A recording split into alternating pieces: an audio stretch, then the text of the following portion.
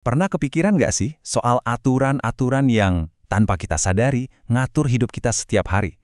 Dari hal sepele kayak beresin kamar tidur sampai ke hukum yang mengikat satu negara penuh. Yuk, kita bedah bareng-bareng gimana semua aturan ini sebenarnya ngebentuk dunia kita. Coba deh, bayangin sebentar, gimana jadinya dunia kalau sama sekali nggak ada aturan? Kacau balau pasti. Ibaratnya kayak nonton bola tapi nggak ada aturan offside, nggak ada kartu kuning atau merah, bahkan garis gawangnya pun nggak ada. Yang ada cuma, ya lari-larian nggak jelas. Kacau total kan? Nah, disinilah kita lihat kalau aturan itu ternyata jadi fondasi dari ketertiban. Oke, kita mulai perjalanannya ya. Kita bakal lihat gimana aturan ini tumbuh dari lingkaran paling kecil yaitu rumah, terus kita geser ke sekolah, lingkungan sekitar, sampai nanti ke level negara. Setiap lingkaran ini bakal kasih kita pemahaman baru. Oke, kita mulai dari yang paling dekat sama kita, rumah. Bisa dibilang ini fondasi pertama kita. Tempat kita pertama kali belajar soal aturan, soal hormat menghormati, dan gimana caranya hidup bareng orang lain. Yang unik soal aturan di rumah itu, seringnya nggak tertulis kan? Lebih kayak, ya kesepakatan batin aja gitu. Tujuannya juga simpel banget, biar di rumah adem ayem, harmonis, dan semua orang ngerasa nyaman. Nah, contoh-contohnya pasti kita semua kenal banget nih. Beresin kamar, ngomong yang sopan sama keluarga, minta izin kalau mau keluar, sampai hal kecil kayak matiin lampu kalau nggak dipakai.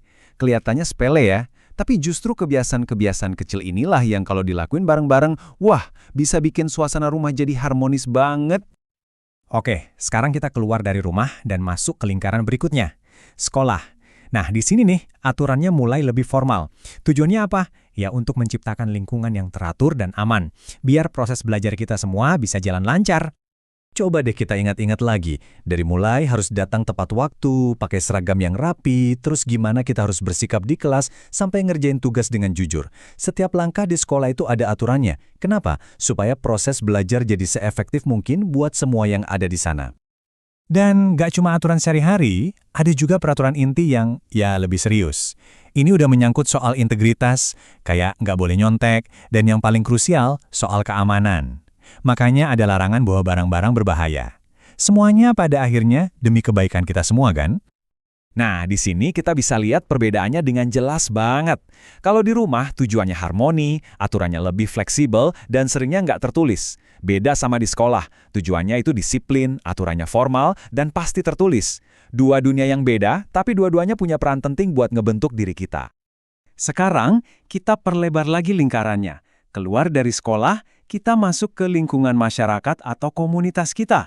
Nah, di sini kita ngomongin soal norma dan aturan yang bikin kita bisa hidup damai sama tetangga.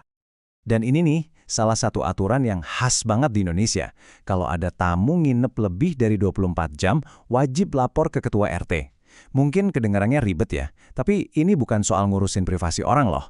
Ini sebenarnya mekanisme keamanan buat melindungi semua warga di lingkungan itu. Sisanya ya aturan-aturan yang sebenarnya didasari common sense dan saling menghargai aja.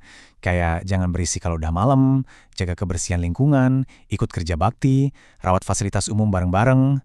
Hal-hal kayak gini yang jadi kunci biar lingkungan kita nyaman buat ditinggali. Oke, dan sekarang kita sampai di lingkaran yang paling besar, negara. Kalau kita ngomongin hukum negara, ini adalah aturan main yang mengikat semua orang yang ada di dalamnya. Nggak ada pengecualian. Di level negara, aturan itu seringkali nandain momen-momen penting dalam hidup kita. Contohnya, angka ini, 17. Yep, di Indonesia, umur 17 tahun itu artinya kamu secara hukum wajib punya KTP, Kartu Tanda Penduduk. Itu identitas resmi kamu sebagai warga negara.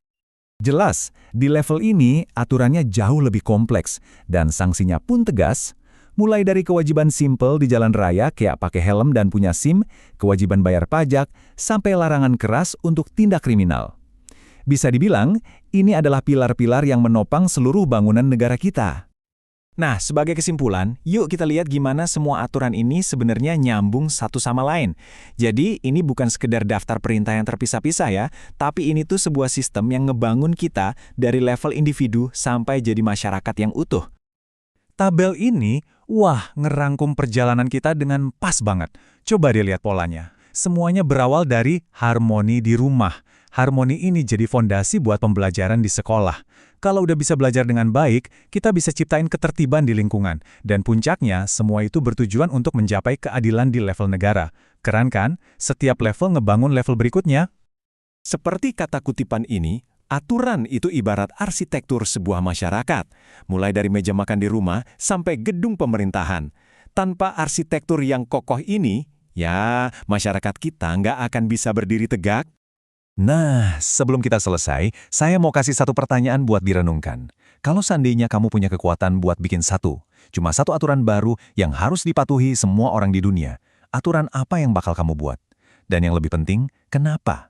Jawaban kamu atas pertanyaan itu mungkin bisa nunjukin apa sih yang paling berharga buat kamu.